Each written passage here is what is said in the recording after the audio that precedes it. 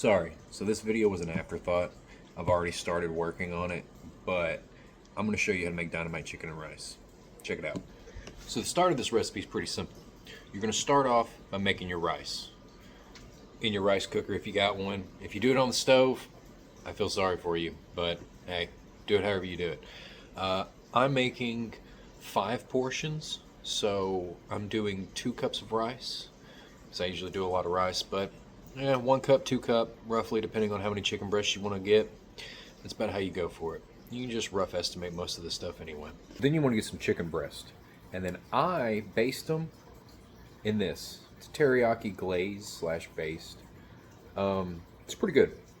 And I just cook the chicken breast in it, throw them in the oven at about 375 for about an hour. It don't look too appetizing right now, but I promise you, they turn out great. Now here's the most important part of this recipe. I'm gonna show you how to make the sauce. The sauce is pretty simple, but it's one of my favorite sauces. I learned it from a Japanese restaurant I used to work at. It is really good, a little spicy depending on how you make it, and it's always one that people always ask me about, so I'm gonna show you all how to make it. First thing you wanna start off with, Kewpie mayo. It's in a little squeezy bottle of Japanese mayo. You can get it at Walmart, usually in the international market aisle, or you can go to an international market and you can buy them. But yeah, Kewpie mayo, a little Japanese mayo in the squeezy bottle, perfect. You want to do 1 part mayo, 1 part a thick teriyaki sauce. Now it needs to be thick and sweet. Very thick, very sweet. Don't use that liquidy stuff. Don't use, well, that's Worcestershire sauce.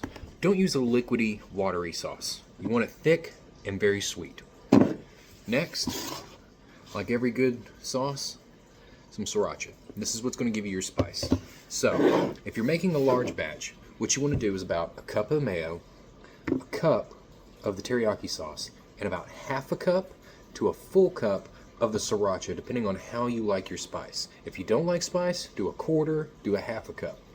Kind of taste it as you go. You can always add more mayo, more teriyaki sauce to lower the spice content. You can always add more sriracha to up that spice content. And after you prepare your bowls, you can always add some more sriracha on top for a little decoration and some extra kick. That's how you make it. And then I take the sauce and I put it in a big container like this. Alright? And that's the color consistency you're looking for. Kind of a creamy orange sauce. It almost looks like yum yum sauce, but it is definitely not yum yum sauce. It is a lot spicier. Now the reason I tell you that you want a thick, sweet teriyaki sauce is because before you're going to pour this over your chicken and rice, you want to heat it up.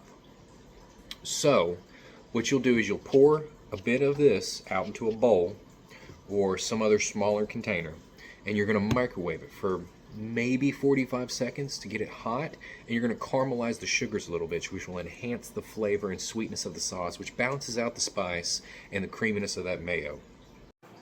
Okay, once your chicken's done, slice it up into little slices, make it all nice and pretty on a bed of rice, on a plate or a bowl.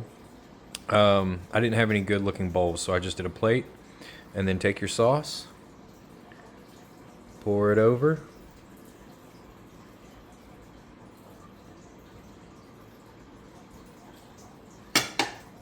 and then you can add some toasted sesame seeds or